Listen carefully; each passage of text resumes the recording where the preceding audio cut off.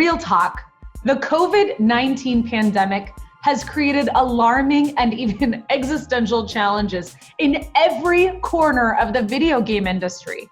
All of us, from fans to developers, are playing the world on challenge mode right now. And as nonprofits that serve the video game community, we're also grinding to get by. But in this terrifying moment, people are turning to games as a source of relief, escape, and connection. We are reminded every day why games are important, and how the people who make games and play games matter too.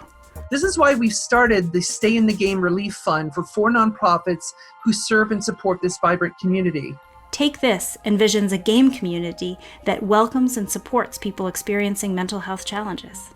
The Global Game Jam celebrates the cultural value of games by hosting the world's largest annual game creation event. The IDGA Foundation focuses on diversity and inclusion in the video game industry.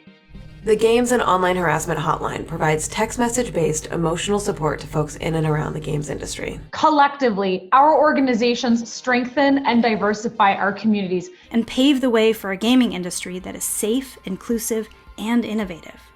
Games have always been there for us, and today we need you to be there for the people who make and play them by donating. Are you game to help us? Your gift will support the mental and emotional health of our community in a time when we are all vulnerable. Your support will help elevate the voices of marginalized people who want to tell their stories and bring their experiences to life through games.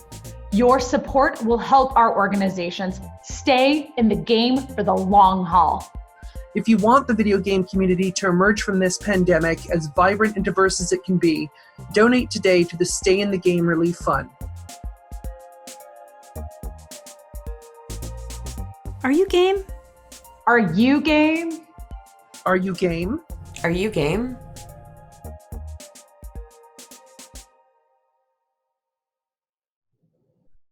Hi, everybody. I am your moderator for this fireside chat. My name is Jessica Chobot, and joining me today is Nika Nour, Executive Director of the IDGA Foundation. Hi, Nika.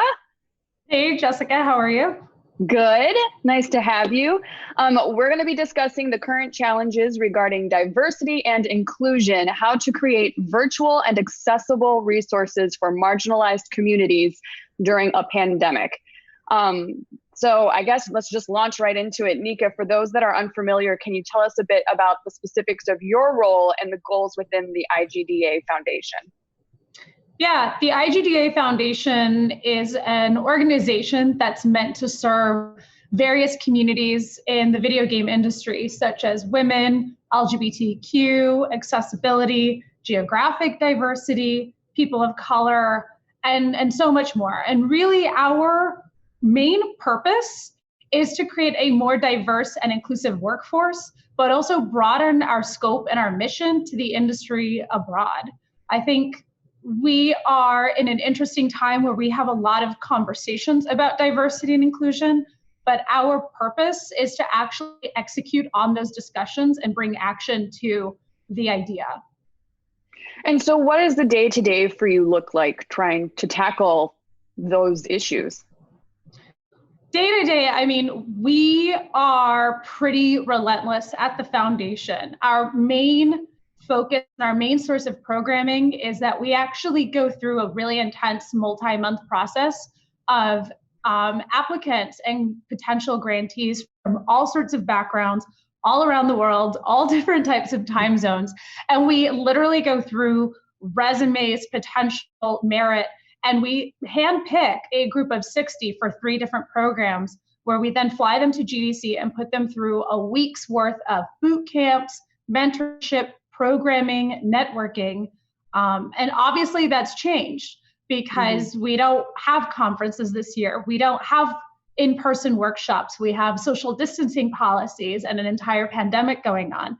Before even coronavirus hit, we were dealing with and negotiating with visa rejections and different government entities who didn't think that their citizens or civilians didn't believe the fact that they were leaving or coming to the US to actually work in a video game industry. They didn't know that that was a real job. And so for us, it has definitely brought upon a whole new set of challenges. And really now the big question mark for us is what does accessibility mean today? And what is that going to mean for these communities in the future? Yeah. So, I mean, you kind of touched upon it a little bit, but like you said, we're in the midst of this pandemic. So what are some of the issues and challenges that have cropped up specifically for the IDGA Foundation now that we're all kind of, stuck at home and don't really have the access that we need to each other? Well, what's really been interesting for us is juggling and jumbling through time zones. We are a global community. We are a global effort. Literally from running virtual town halls to figuring out what our hardware needs are going to be for grantees, whether or not people have Wi-Fi and accessibility in their home country. In addition to that, our source of partners and our mentors have completely shifted. You have new developers that we haven't worked with before looking to serve as mentors or give back to the community because they're locked in their homes all day and looking for some way to pay it forward. Meanwhile, some of our returning mentors, they're going through their own home life balances. They're trying to figure out, how do I put food on the table and juggle my 3 kids and become an at-home school teacher and try to actually manage my team. I've recently become a first grade teacher myself, so I know exactly what you're talking about. It's not that you're just working like your actual normal job. You've now taken on a lot of other roles in your own home. Yeah, for sure. Well, so you did mention a little bit with the visa and some countries not really believing that a video game industry job is an actual job. What are some additional roadblocks that had already been in the way for you guys trying to guide and support the developers that you were trying to help? Yeah, a lot of our main challenges really has been kind of packaging and bringing people, to a conference like GDC and finding support behind them and support for them, because the video game industry is very large. It's not, jobs are not a one size fits all. You don't just show up to become a developer. You have multitudes of areas of interest, whether it's marketing, communications, sometimes legal, narrative design, production work. And the challenge for us is not just going out and finding awesome new talent, but also making sure that we actually retain them in the long haul. If we put a lot of support and effort into a grantee or an individual who's aspiring to be a game developer, and they just have the worst experience in their first job, they're going to leave us. They're going to leave this industry. We're not going to retain those diverse, talented individuals. They'll go off and get swept up by another tech company or a technology adjacent job, and we probably won't see them again. And so we have to literally figure out how we find, it's almost like building a house. We have to build a house sturdy enough to last, but we also have to find bodies to live in them in the long term as well. And so it's a lot of due diligence and it's a lot of effort. But one thing people always forget is that the foundation is 100% almost volunteer driven. Every single person and the director level, every one of our program leads, they're spending their evenings, they're spending their weekends, they're spending their lunch hours, finding these candidates, putting the time and effort into them, and really making sure that it's supported, because every single person in our foundation really, really believes in creating a workforce with, more than 3 types of people, with having a diverse set of opinions and ideas. And a lot of that just comes from grabbing folks, whether they're coming out of college or maybe a crowd that used to be in the video game industry, had a bad experience, and they're thinking about maybe they'll come back. Maybe they're willing to give it a second go. Gotcha. So we've talked a lot about the challenges, both when we're not in a pandemic and currently now that we are. So what have been some of the workarounds that you have adopted in order to kind of navigate this new situation that we're finding ourselves in? So one thing that's been really important for us is to maintain a sense of almost like radical positivity. I think we are really, really fortunate that at the end of the day, our industry is hardwired to have really good products at home, to actually be wired to the internet, to find ways to work remotely, whether it's through Zoom licensing or Google Hangout or Microsoft Teams. We have just this innate ability to work and be online because our games are online. And we've been using that, whether it's to connect through Animal Crossing or we're slacking at all hours of the day. Some of our grantees for this year are even sharing cosplay photos.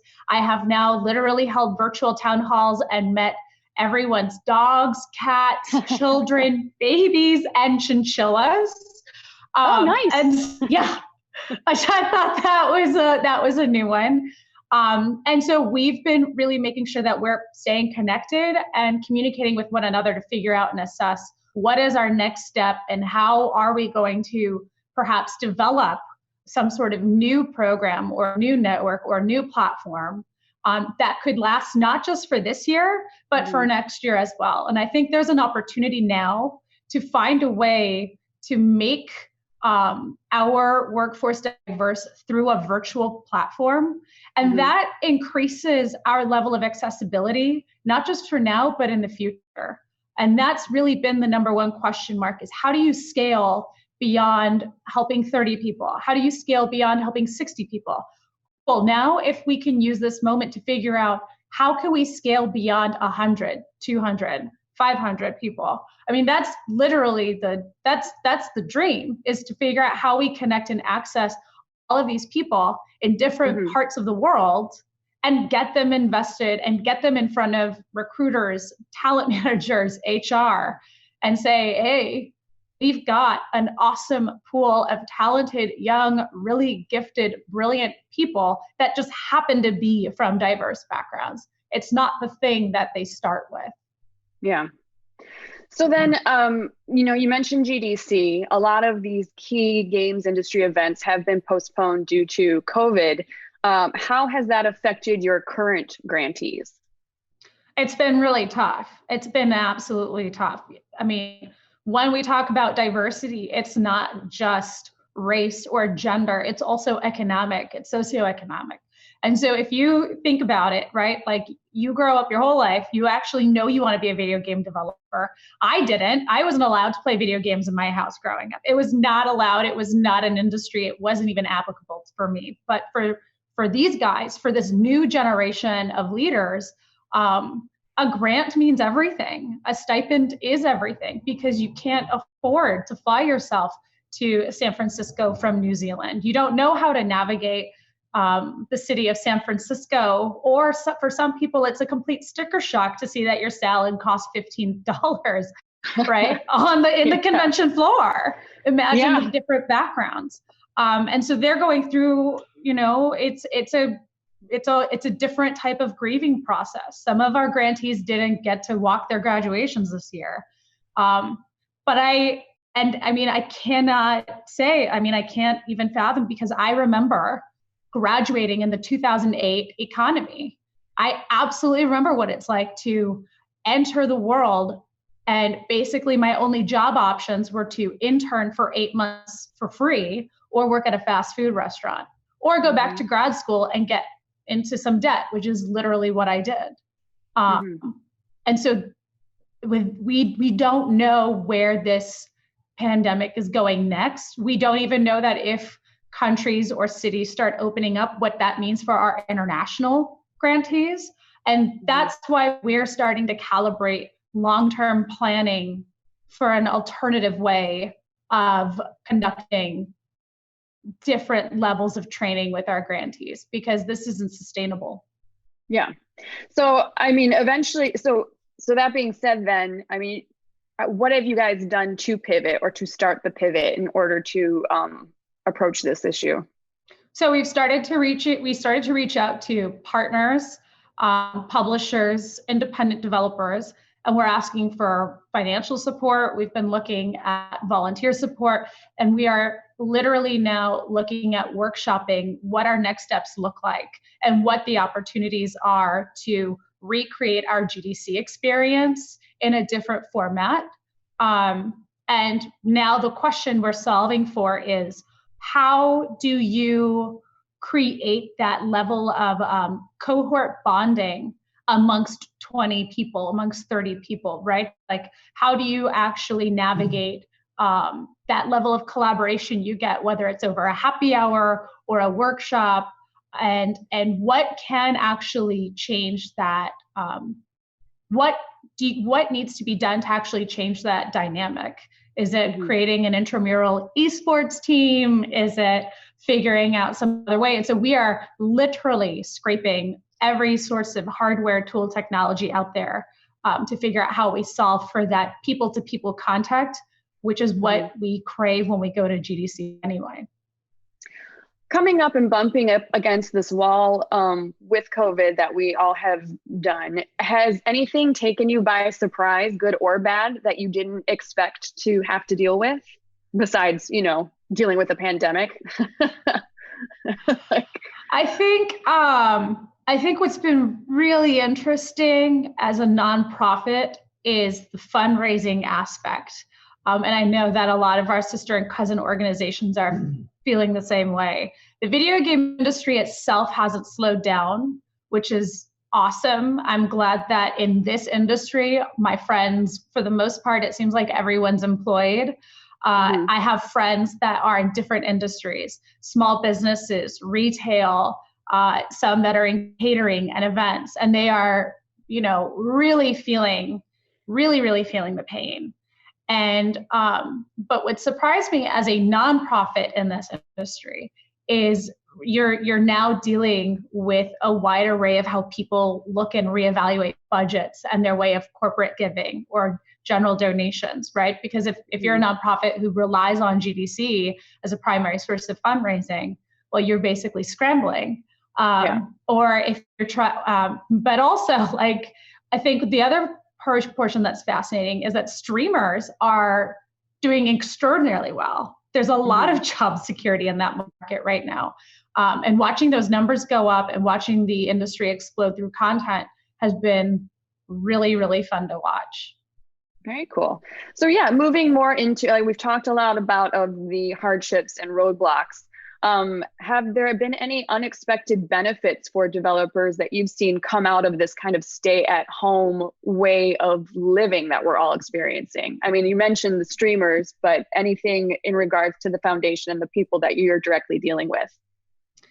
I think for us, it's different. It's different because GDC is usually where we are able to connect with each other, with our volunteers. We're able to walk our grantees through it. And, in terms of benefits, I'm still connecting with our team. I'm still connecting with our grantees, but it is, you are still walking through folks, through the idea that a lot of people honestly view GDC, especially aspiring young developers, they really view it as their one shot into getting in the games industry. And what it's done is helped us recalibrate to demonstrate your entire career doesn't hinge on this. Yes, networking is important, but at the same time, very, very senior developers, very, very senior leaders in our industry weirdly have pockets of time to donate to people, to causes. And I think that's really been the bizarre side benefit, is people that we normally wouldn't be able to connect to or ask for help because they're so busy, have been making themselves more available for sure. Now, we mentioned budgets before, but we were talking about it as far as donations are concerned.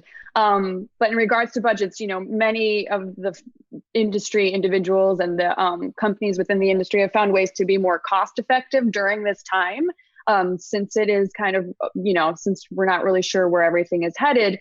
If the game industry does follow suit, would you feel that might open the door for more opportunities in the future? It could. It absolutely could. My rule of thumb and our rule of thumb at the foundation is we don't make any promises we can't keep.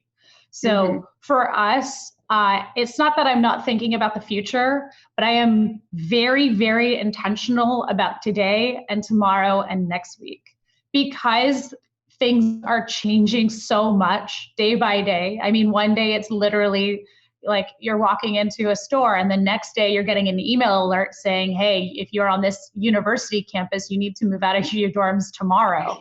So we can continue to think about the long-term and potential opportunities, but we also don't really want to waste time imagineering or coming up with ideas that may never come to fruition about the future, because we really don't know. And I think that it's for us, at least, like, it's okay not to know, because there are very concrete next steps that we can take now, which is continue to recruit, help, and support from partners and people to ensure that our current class of 2020 IGDA Foundation grantees are going to find jobs in 2021. And so then what has been, I would say, the foundation's main takeaway having, like, currently going through this? I think our main takeaway is that, and it's something that I've been working on since I first came into this position last July, is that you really do need to spread out. Like, diversity inclusion is not an effort that happens once or twice a year. It is a time, conferences and events are where people really come together to talk about it, but we are literally working on these issues nonstop every day. And now we're learning how we speak with partners about diversity and inclusion on a daily basis instead of a quarterly basis, and to make it a long-lasting, continuous effort where we're planting seeds so that people are just learning to become more inclusive, especially when doors open back up again. What I constantly aspire to is that, having diversity and inclusion is a mission that is ingrained in your perspective and viewpoint, not a corporate talking point for a press release. Mm-hmm. Are you afraid that things will just kind of go back to normal, and the same challenges that you've had to deal with in the past just haven't adjusted at all? No, I'm not. I wouldn't say I'm afraid. You have to kind of look at the way human nature works and how human nature interacts. I absolutely remember some of my behaviors and my attitudes that shifted in the 2008 market collapse. I was an incredibly vigorously frugal individual, and I'm still that way today. Anytime you look at any studies or research or any trends that occur with people and human nature, after a big development like the one we're going through today, it absolutely sticks with you. You do need entities and organizations like nonprofits, causes, and the foundation to consistently remind people that our work isn't done yet. The video game industry is really behind in making sure that we are working towards a diverse and inclusive workforce. There's no question about it. There's no argument there. And there's just no excuse for anyone being made to feel small or devalued based on their gender, race, religion, creed, background, or the skin that they were born in. Everyone deserves a job based on their merit, and who they are as people should never be an obstacle, ever. And that's really what we're working towards. Very nice. All right, well, so last question. I mean, we mentioned this briefly before, where, the video game industry is kind of hardwired already in order to kind of navigate these stay-at-home waters. So right now, the eyes of the world are on the games industry in a way that they never have been before. I think also because more people are at home playing games, and so they're buying the consoles in order to occupy the time that they have to be stuck at home. The fact that is happening, what can our industry and the foundation specifically be doing to take this moment as an opportunity to grow and move forward? As we're watching people live in this new normal of isolation, this is absolutely a great educational point for a lot of people. I mean, we are looking at folks that are aging into isolation. We are looking at how people behave online. We are watching some individuals and the new growth of this next generation of gamers learning how to communicate online. This is a great opportunity and a great nexus for us to come up with conducts and codes about how we communicate with one another in a safe way with respect. I think that this is a great element where we can look at whether or not we are evolving as gamers and making sure that we're removing tones and forms of harassment from online, because this is an absolutely beautiful space. I don't understand Animal Crossing. I don't think my personality is wired for it, but I cannot believe how many of my non-endemic gamer friends are playing this game. It's, right? Like, I am absolutely a RPG run through a fantasy land, Will of the Wisps, or in the Blind Forest type player. But if you look at the way that people are connecting through Animal Crossing, if you're looking at the way like streaming numbers are coming up through Valorant, I think it's incredible. I mean, if you want to get into it, just toss me your friend code. I can just show you around.